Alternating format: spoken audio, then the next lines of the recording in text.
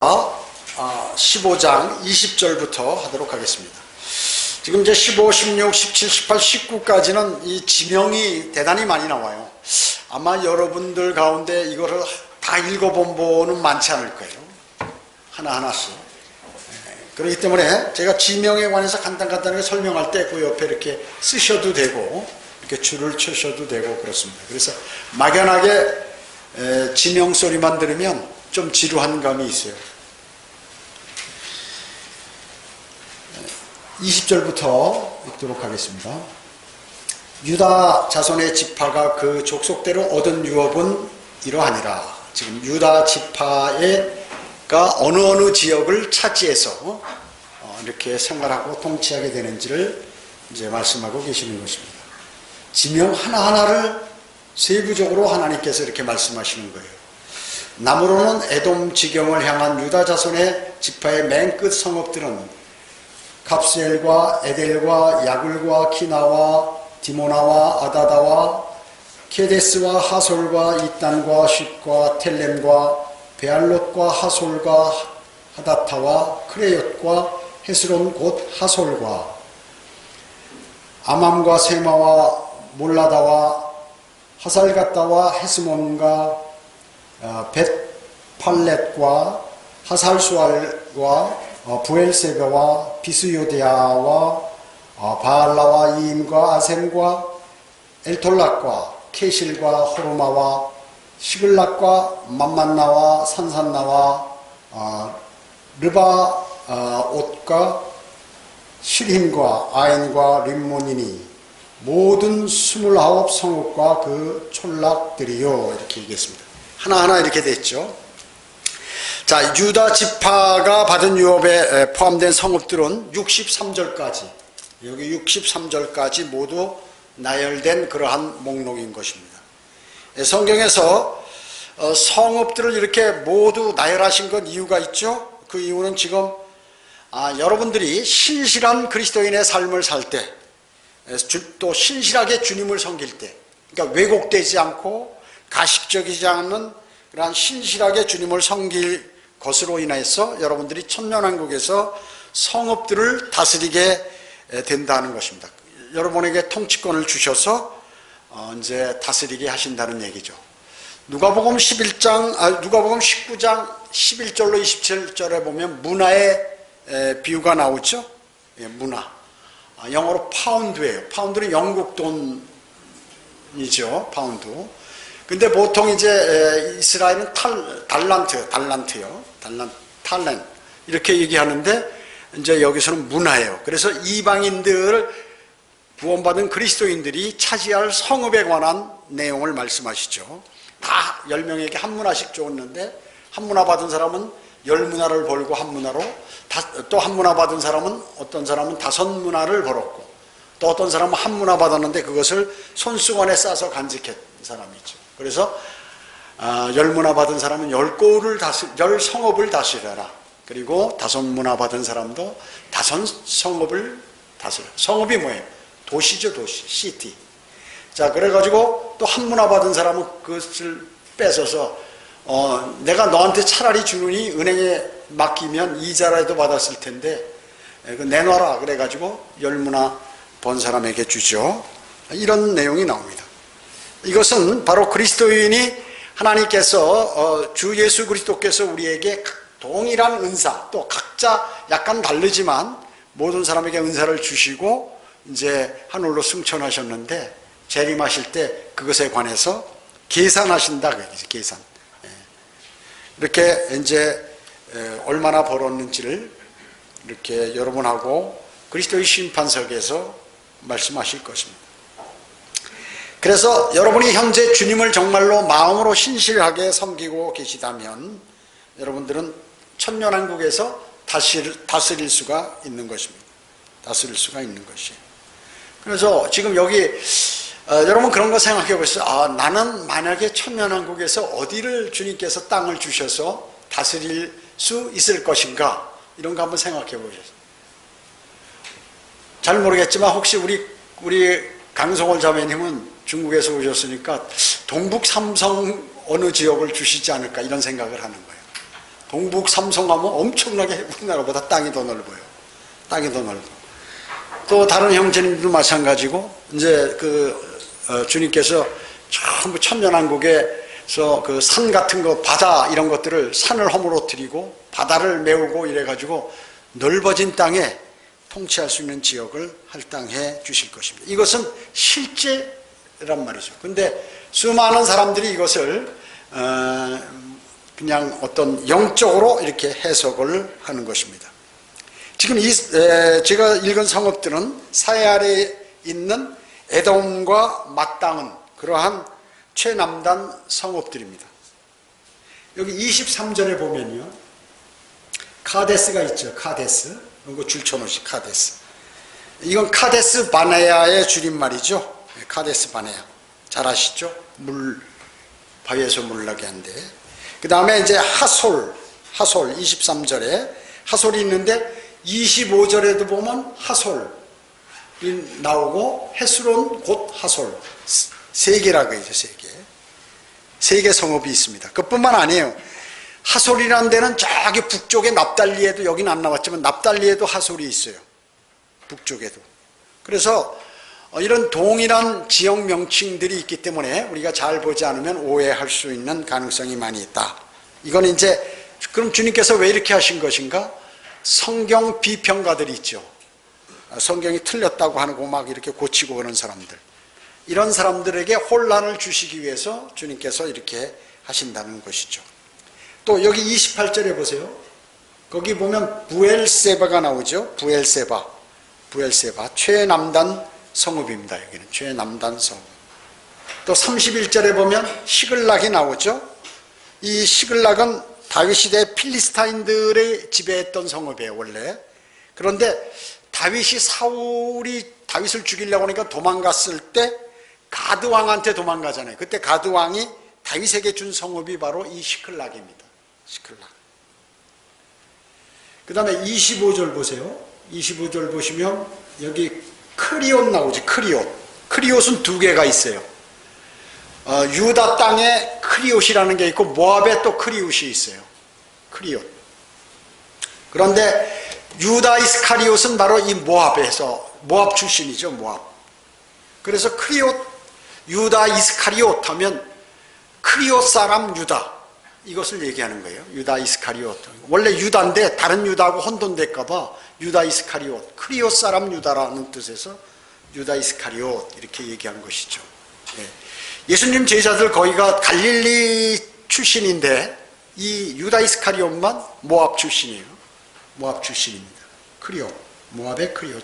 그래서 유다에도 크리옷이 있고 모압에도 크리옷이 있다. 이렇게 아시면 되겠습니다. 자, 그러면 에레미야 48장 한번 찾아보세요. 예레미야. 여기 실겨 놓으시고 예레미야, 이사야 뒤에 에레미야 48장 24절.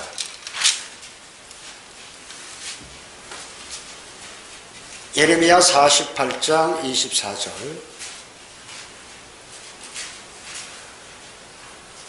여기 보면 크리옷과 보스라와 원군에 있는 모압 땅의 모든 성읍들이라. 크리옷이 모압 땅이다라고 나왔죠. 여기요.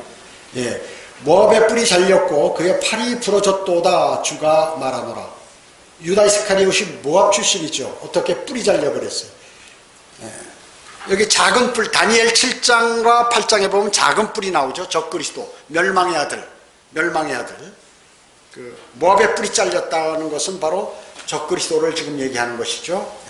적그리스도가 주님한테 얻어맞아가지고 뿔이 잘려버리는 그러한 내용입니다. 그래서 크리옷이 모압에도 있고 유다에도 있다 하는 것을 알 수 있습니다.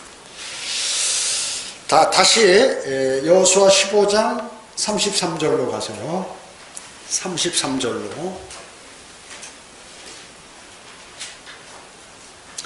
골짜기에는 에스타올과 소레아와 아스나와 사노아와 엔간님과 타푸아와 에남과 야르목과 아둘람과 소코와 세카와 사라임과 아디다임과 그데라와 그데로다임이니 14성읍과 그 그 촌락들이요 스난과 하다사와 믹달갓과 델레안과 미스페와 욕두엘과 라키스와 보스갓과 에글론과 갑본과 라마와 라맘과 카들리스와 그델롯과 벤다곤과 나아마와 마케다니 16성읍과 그 촌락들이요 림나와 에델과 아산과 입타와 아스나와 네식과 크일라와 악십과 마레산이 9성읍과 그 촌락들이요 이렇게 말씀하셨습니다. 여기 33절에 보면 에스타올 있지, 에스타올과 소레아. 이거는 이제 삼손, 이 두 지역 사이에서 삼손이 자라났죠. 에스타올과 소레아 사이에서 삼손이 자라났고. 그 다음에 여기 25절에 보면, 35절에 보면 아둘람이 나와요. 아둘람 굴. 잘 아시죠?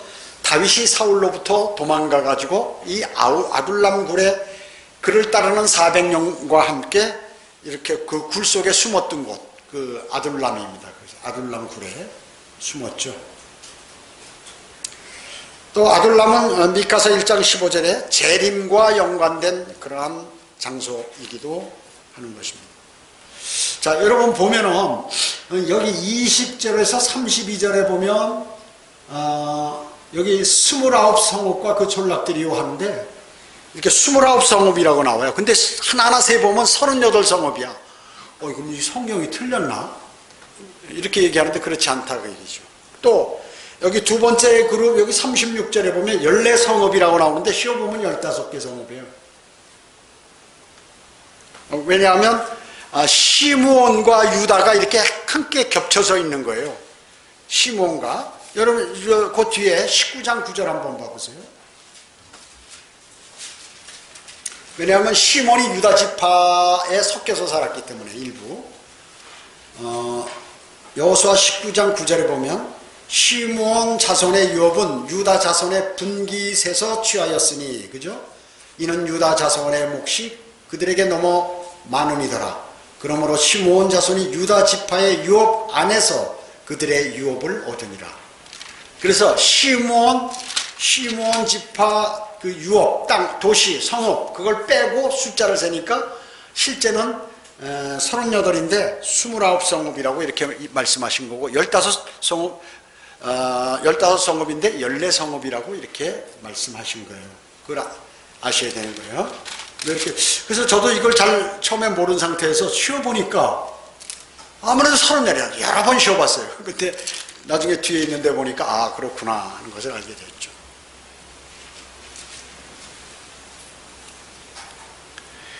그래서 21절로부터 36절에 기록한 그러한 성읍은 여기 뒤에 시므온의 유업, 즉 19장 1절로부터 8절 사이에 있는 그 도시하고 겹치게 된다.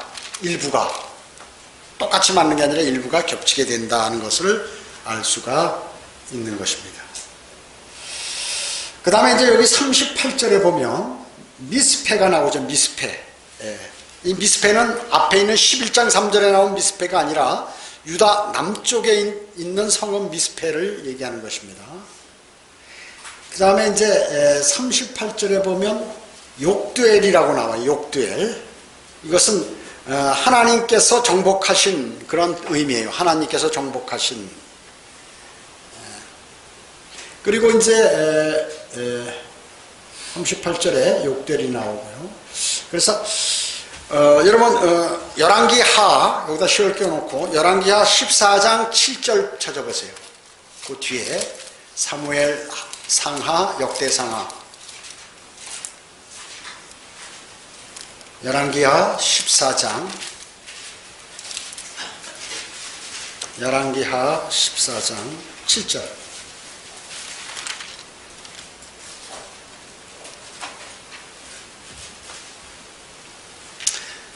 열왕기하 14장 7절에 보면 아마샤가 소공 골짜기에서 에돔인 1만을 죽이고 아마샤 왕이 1만을 죽이고 또 전쟁을 해서 셀라를 취하여 그 이름을 욕두엘이라 하였으니 오늘의 이름이라 욕두엘. 그죠? 욕두엘 나오죠? 뭐예요? 셀라. 아, 셀라와 욕두엘이 같은 거구나 하는 거 알 수 있죠? 셀라는 뭐예요? 여러분 셀라 페트라 아시죠?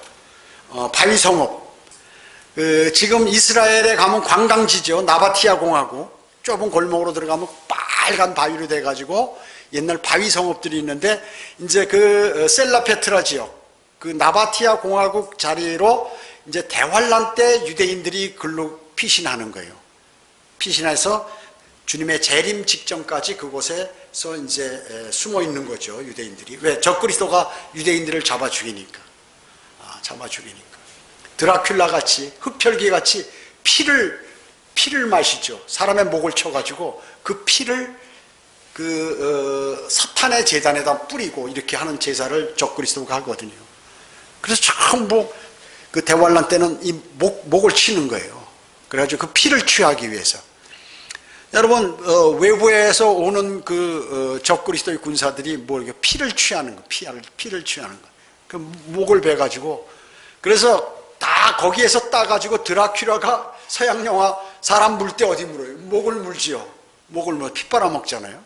그 피를 먹어야 힘이 나니까. 이런 것들이 다 성경에서 힌트를 얻어서 그런 걸 만든 거예요. 거짓이지만 모두 다 거짓말이죠. 그 천주교에서 로마 카톨릭에서 만든 거죠. 드라큘라. 십자가 드라큘라한테 갖다 대면 막 소리 지르고 도망가고 그런 거죠. 그 십자가 우상을 만든 것이에요. 그래서 이 셀라 페트라, 셀라라는 말이 나오면 앞뒤에 주님의 재림에 관한 언급들이 성경에 그래서 많이 나오게 되는 것이죠. 자, 다시 여호수아로 갑니다. 여호수아를 가서 35절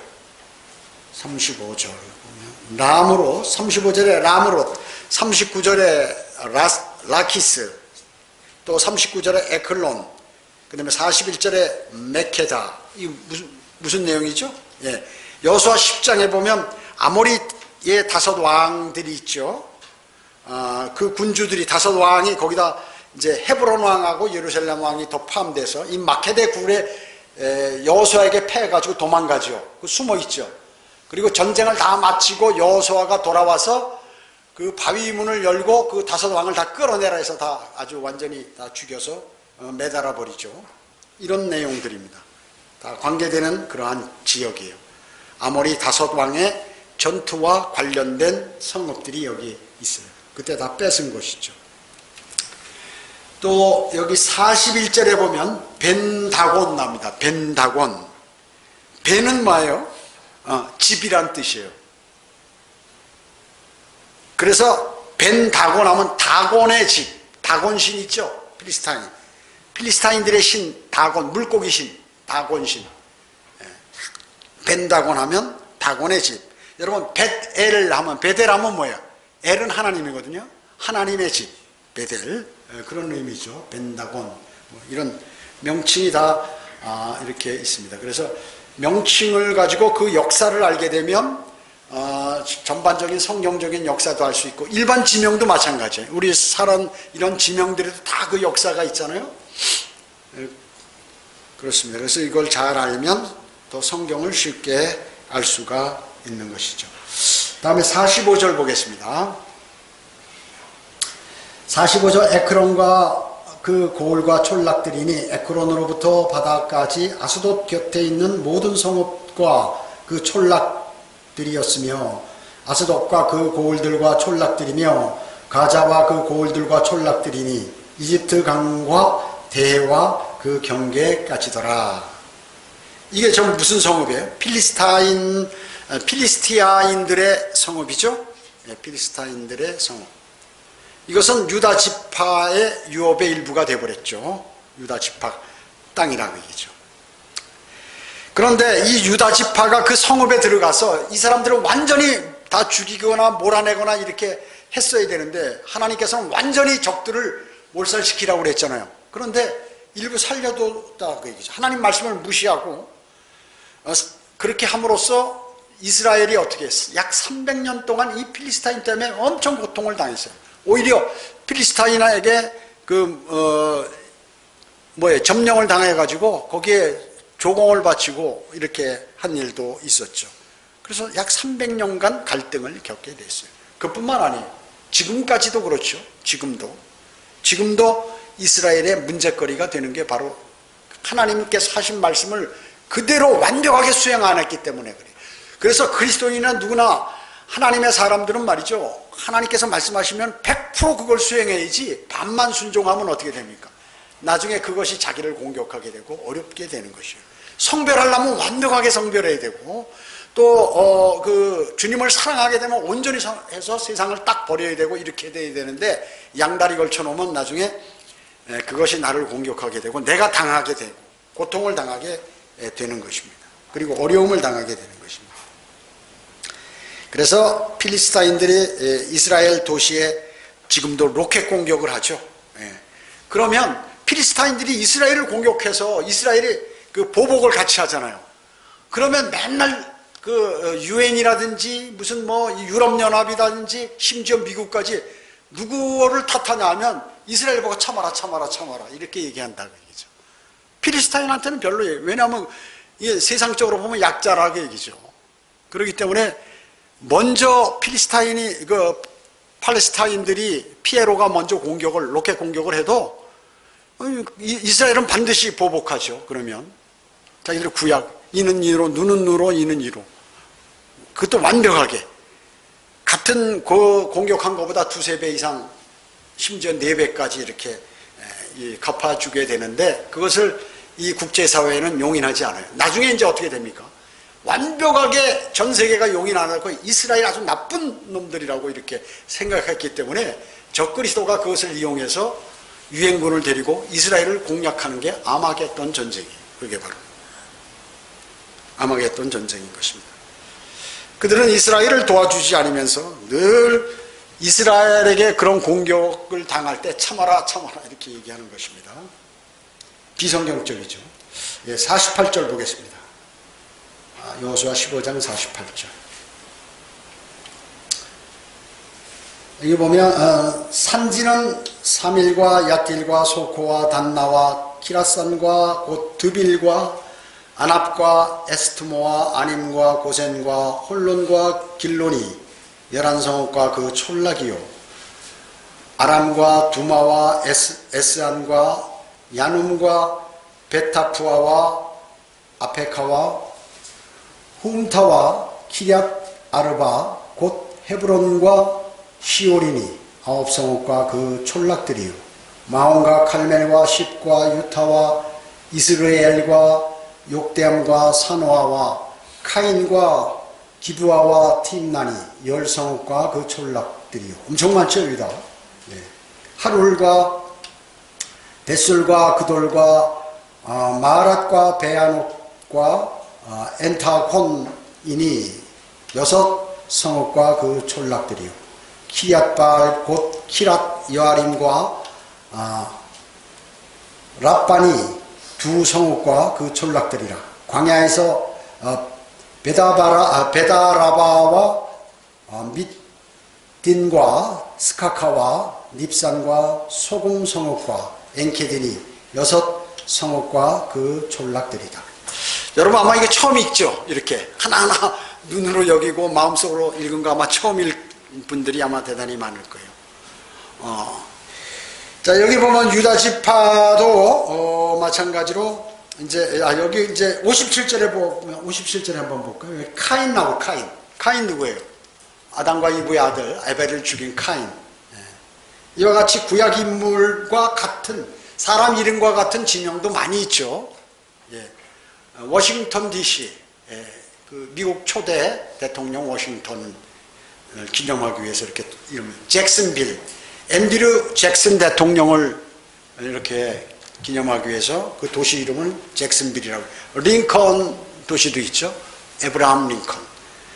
또 텍사스주에 오스틴이 있는데 식민지 개척자인 그런 스티븐 오스틴을 기리기 위해서 그 도시 이름을 사람 이름으로 이렇게 동일하게 한 경우가 많이 있다 그 얘기죠. 성경도 마찬가지죠. 여기 또 62절에 보면 소금성읍이 나옵니다. 소금성읍. 이건 뭐예요? 롯이 소돔에서 피해서 간 그러한 소알, 이게 소돔 성읍이 소알을 얘기하는 것입니다. 그 다음에 62절에 또 여기 엔게디 나오죠. 엔게디. 예, 이것은 또 다윗이 사울을 피해서 도망갔던 장소 중에 하나죠. 엔게디. 이것을 역대하 20장 2절에서는 하사손타말이라고 이렇게, 하사손타말, 엔게디 같은 말이라고, 같은 지명.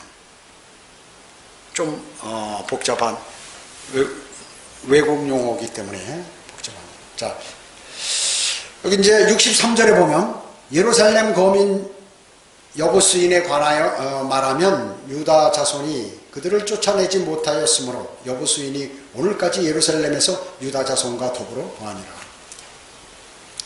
유다 지파도 마찬가지예요. 므낫세 지파처럼 거민들을 다 쫓아내지 못했어요. 주님께서 하나님께서 다 몰아내라 하면 몰아내야 되는데 적절하게 그냥 이렇게 타협하고 말아버린다 그러죠. 그래서 엄청난 후에 문제를 야기시키는 것이죠. 그래서 여보수인들이 재판관계 19장에 보면 이제 소돔인들 같이 동성연애를 합니다. 이 사람들이 거기에서. 그리고 또 동성뿐만 아니라 양성해요. 그러니까 남자가 여자, 또 남자가 남자끼리, 이게 두 가지를 다 하는 양성애까지 하게 된다는, 이게 성경에 나와요. 재판관계 19장에 보면. 이런 일들을 이 사람들이 거기서 벌이게 되니까 어때요? 이스라엘 사람들이 그런 걸 본받겠죠. 또 이 동성애자들이 많아지게 되면 말이죠, 비동성애자는 이제 살지 못해요. 그 사람들이 잔인하게 그 사람들을 이제 배척하게 된다. 죽이려고 할 것이다. 성경에 그렇게 나와 있어요. 비동성애자를 다 죽이려고 하는 장면들이 많이 나오죠. 소돔도 마찬가지고 여기도 마찬가지입니다. 그렇기 때문에 이 개인이 이 동성연애를 어떻게 없앨 수 없고 정부가 사실은 해야 돼요. 근데 정부가 안 해. 왜 안 할까요? 당선돼야 되니까. 대통령 되고 국회의원 되니까. 이제 우리나라도 보세요. 전부 국회의원들이 절대 말 못해. 찬성하지는, 속으로 찬성하지는 않지만 겉으로 소수에 관해서 소수의 인권을 존중해야 된다 해가지고 우리나라도 지금 국회의원들이 말하는 사람 없어요. 그러니까 각 도시에서 이런 행사를 하잖아요. 동성연애 행사를 하잖아요. 심각합니다. 우리나라 심각해요. 몇 프로라고요? 10% 내지 20%가 지금 이런 걸 하고 있어요. 여러분 주변에도 그게 많다는 것이. 제가 얘기했잖아요. 40년인가? 40년이 넘었죠. 20살이니까 47년, 근 50년, 50년 전에도 말이죠. 이런 게 우리나라에 많았어요. 엄청나게 많았어요. 근데 지금 얼마나 많아졌겠어요. 그러니까 이렇게 난리를 치는 것이. 이게 똑같아. 그 신천지나 여호와의 증인이나 무슨 뭐 이런 하나님의 교회 행사할 때 보면 보이지 않는, 아무도 없는 것 같은데 엄청 많죠. 10월 17일 날 대전에서 이만희가 와서 했어요. 그러면 여기 무심촌에 보면 이 큰 멀티비전 틀어놓고 거기 모였는데 약 1,500명 정도가 모였다 그래요. 청주에도 최소한 1,500명 이상이 신천지가 넘는다. 마띠아 지파 저쪽에 있잖아요. 고속도로 가는데 돌멩이로 크게 져가지고 전부 석조 건물이야. 이 이단들은 이렇게 석조 건물을 좋아하는지. 여기 남이명 호랭개교도 석조 건물로 문화회관이라고 딱 해가지고 점잖은 사람들이 와서 매일 여자들이 와가지고 거기서 뭐 책 보고 문화활동한다 그러고 뭐 이러고. 이게 전부 요 위에도 요가 옵니다. 요가 502호에 요가가 오는데 한 3개 팀으로 돼 있다고 그래요. 한 30명 정도 이렇게 되게. 이게 뭐예요? 이거 종교죠. 인도 종교예요. 요가가 보면은 마귀들이 하는 거 다 그런 것이에요. 그러니까 보기에는 사람들이 이게 뭐냐, 야, 몸 부드럽게 하고 얼마나 좋으냐 해가지고 막 요가하는 많이 하잖아요. 박근혜 전 대통령도 요가하잖아요. 그 전부 인도 종교라 그얘기죠. 그래서 이 사람들 세금 안 내요. 교회 세금 안 내죠. 우리 임대료를 내도 부가세를 안 내, 우리는. 근데 요가하는 사람도 부가세 안 낸다. 그게 뭐예요? 종교로 가입되어 있기 때문에 그런 거예요. 근데 종교인지 모르고 하는 거예요. 뭐, 그 다음에 또 이렇게 인도 춤추는 거 그거 뭐예요? 여자들 이렇게. 그런 것도 다 종교예요. 보이지 않게. 또 명상하는 거, 초월 명상 이런 거 다 마찬가지. 마귀들이 하는 짓들이에요. 그 보기에는 딱 그게 그렇지 않은 것처럼 들어가는 거예요. 신천지 여호와의 하나님의 교회도 그렇지 않은 것처럼 점잖고 옷도 단정하게 입고 사람들 아주 친절하고 항상 웃는 나시고, 그런데 보면 뭐냐면 이게 마귀가 그렇게 침투한다. 그걸 아셔야 돼요. 그걸 아셔야 되는 것입니다. 여기 16장 보겠습니다. 16장 1절로 4절. 요셉의 자손이 제비 뽑은 것은 여리코 옆 요단으로부터 동쪽에 있는 여리코 물까지니 베델 산지를 거쳐 여리코로부터 올라가는 광야까지 이르니 베델로부터 루스로 나아가 아르키 접경을 따라 아타롯에 이르고 서쪽으로 야블레딘의 지경까지 내려가서 아래 벳 호론의 지경과 게셀까지며 그 길의 끝은 바다더라. 요셉의 자손 므낫세와 에프라임이 그들의 유업을 그같이 얻었더라. 자, 이제 요셉 지파죠.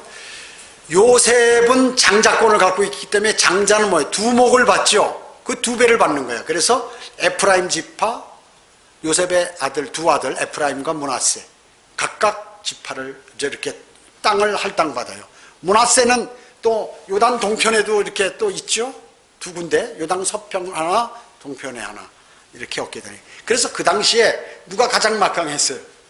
요셉 지파가 가장 주된 지파였어요. 왜냐? 이스라엘에서 그 이집트에서 이스라엘을 다 데리고 이렇게 나오면서 가장 막강한 권력을 갖고 있었던, 또 하나님과 친했고 장자권을 갖고 있던 그러한 지파가 요셉 지파예요.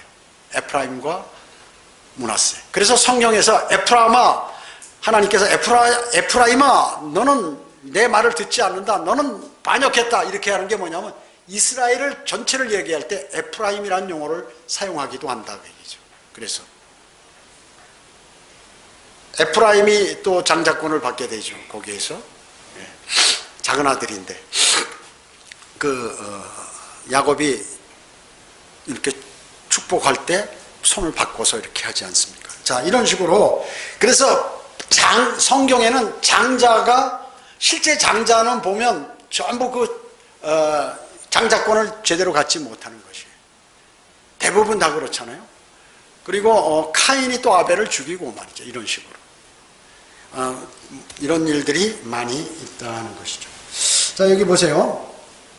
에프라임의 동쪽 경계에는 여리코의 샘에서 요단까지 갔다가 아타롯으로 올라갑니다. 남쪽 경계는 여리코 샘에서 베델까지 올라가서 서쪽으로 베드론까지 갔다가 게셀까지 이렇게 내려온다. 3절에. 1절에 보면 여리코의 물이 나옵니다. 여리코의 물. 이것은 이제 여리코는 도성이 아주 좋잖아요. 아름답고. 그런데 여리코 성읍에 쓴물이 나오는데, 쓴물. 이 쓴물 하면 누가 여러분 기억나죠? 엘리사. 엘리사가 이 물을 치유하죠. 새 그릇과 소금을, 새 그릇에 소금 넣어서 갖고 와라 해가지고 소금을 이렇게 뿌리죠. 던져버리니까 물이 치유돼 가지고 좋은 물로 바뀌어버립니다. 이게 여리코의 물이라고 얘기죠. 2절에 보면 베델로부터 루스가 나옵니다. 이건 뭐예요? 여기 손을 여기 실을 껴놓고 뒤에 그 재판관기 1장 23절 한번 봅니다. 재판관기 1장 23절. 그 뒤에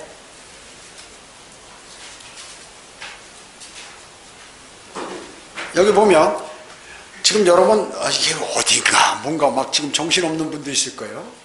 23절에 보면 재판관기 1장 24절 요셉 가민이 베델을 탐색하러 보냈더라. 그 성읍의 이전의 이름은 뭐예요? 루스. 그러니까 베델의 과거 이름은 루스였어요. 근데 베델이 또 루스는 이렇게 크게 하고 베델은 한 지역, 베델이 있으면 또 지역, 작은 지역 이렇게 나누기도 하는 거예요. 그래서 이제 여기 또 다시 여호수아로 가서 16장 2절 보면 아르키라고 나옵니다. 아르키는 여러분 후세 아시죠? 후세 다윗의 친구였는데 이게 압살롬이 그 성읍을 예루살렘 성읍을 점령했을 때 이제 거기 첩자로, 이중 첩자로 들어가잖아요. 후세가. 그 후세가, 이 후세가 어디 출신이냐면 아르키 출신, 아르키 성읍 출신이에요. 후세가. 그래서 아르키는 후세와 관계가 있다. 이중 첩자로 해가지고 이제 압살롬이 망하게 되죠. 직이 패하게 되는 것입니다. 후세의 의견을 들어가지고 망하게 되죠. 여기 3절에 보면 벳호룬, 5절에 그 3절에 보면 윗벳호룬 이렇게 나옵니다. 3절에 아래 벳호룬, 그 다음에 5절에 보면 윗벳호룬 이렇게 나오죠. 예. 이거는 이제 에프라임의 딸 세라가 두 성읍을 세운 것이죠. 세운 것입니다. 자, 그럼 마지막으로 이제 여기 5절 보겠어요. 5절부터 10절까지. 에프라임 자손이 족속대로 얻은 경계는 이러하니라. 동쪽에 있는 그들 유업의 경계는 아타롯 앗달과에서 윗 벳호론까지며 그 경계는 바다를 향하여 북쪽에 있는 믹메다에 이르며 또 그 경계는 동쪽으로 돌아 타낫실로에 이르며 동편으로 그것을 지나 야노하까지라. 야노하로부터 아타롯과 나아롯으로 내려가서 여리코에 와서 요단으로 나아가니라. 그 경계는 타푸아로부터 서편으로 카나강에 이르며 그 끝은 바다라. 에프라임 자손의 지파가 그 족속대로 얻은 유업은 이러함이라. 또 에프라임 자손을 위하여 구별한 성읍들이 므낫세 자손의 유업 기업에 있었으니 그 모든 성읍과 그 촌락들이더라. 그들이 게셀에 거하는 카나안인을 쫓아내지 아니하였더라. 그리하여 카나안인이 오늘까지 에프라임 가운데 거하며 조공으로 섬기더라. 자, 여기 5절에 보면 믹메다 있죠. 이건 에프라임 북쪽에 있는 장소. 이건 므낫세와 경계를 이룹니다. 에프라임 위에 므낫세 지파가 있으니까 북쪽에. 타낫 실로 6절에 보면 이것은 성막이 세워졌던 실로의 또 다른 이름이에요. 또 다른, 여기 여호수아 18장 1절 보세요. 여호수아 18장 1절에 보면 이스라엘 자손의 온 회중이 실로에 함께 모여 거기에 회중의 성막을 세웠으며 그 땅이 그들 앞에 굴복하였더라. 실로 나오죠? 네. 실로가 타나 실로 같은 말이다 그 얘기죠. 같은 장소라. 여기 또 8절에 보면 16장 8절에 보면 타푸아 있습니다. 이것은 지역명이기도 하고 또 성읍 이름이기도 한다. 그래서 큰 지역은, 타푸아의 큰 지역은 므낫세 소속이에요. 근데 요 도성 타푸아 성읍, 요거는 에프라임 거라고 얘기죠. 무슨 얘기인지 아셨죠? 청주가 있으면 청원군이 청주시를 이렇게 두르고 있잖아요. 청주시 하지만 청원군하고 청주시하고 이렇게 좀 틀리다 그 얘기죠. 그런 식이다 그 얘기죠. 청주시는 뭐 청주시 거고 과거에, 다음에 청원군은 과거에 충청북도 땅이었어요. 근데 지금 이제 청주시로 이렇게 돼버린 것과 마찬가지로 소속이 이렇게 약간 한 도시가 같은 이름이지만 도시가 있고 지역이 있기 때문에 지역은 타푸아 지역은 므낫세 거, 그 성읍은 에프라임 거 이렇게 돼 있다 그 얘기죠. 상당히 성경이 너무 자상해요. 아주 이게 큰 지도가 있으면 우리 지도에 이런 명칭이 다 안 나와. 나오는 것도 있고 안 나오는 것도 있어요. 이스라엘 그 지도를 놓고 보면 아마 정확하게 이렇게 옛날에 말이죠. 지금으로부터 3,500년 전에 이렇게 정확하게 하나님께서 이스라엘 백성에게 땅을 나눠주시는 것이. 천년왕국에서 이렇게 하신다 그 얘기죠. 주 예수 그리스도께서. 자, 그 다음에 이제 여기 훗날에 훗날에 이 카나안들이 여기서 거주하게 되는데 이제 나중에 쫓아내지 못하니까 에프라임도 쫓아내지 않고 재판관들도 쫓아내지 않고 다윗도 사울 왕도 솔로몬 왕도 다 쫓아내지 않는 거예요. 하나님 명령 안 듣는 거예요. 그러니까 하나님께서 파라오를 시켜가지고 다 내쫓아버리고 거기를 솔로몬 왕과 결혼한 파라오 딸이 이제 이게 선물로, 결혼 선물로 거기를 딱 주는 거예요. 하나님께서 이방 왕을 통해서 안 쫓아내니까 이스라엘이 그 게셀에 있는 카나안인들을 다 쫓아내버린 그러한 일들이 있습니다. 우리는 여기서 영적 교훈을 얻을 수 있는데 죄와 세상의 유혹과 싸우는 그리스도인을 우리는 볼 수 있어요. 그리스도인이 이 이스라엘과 같이 해서는 안 된다고 얘기죠. 죄와 대응해서 싸우고 여러분들이 세속적이 되면 안 돼.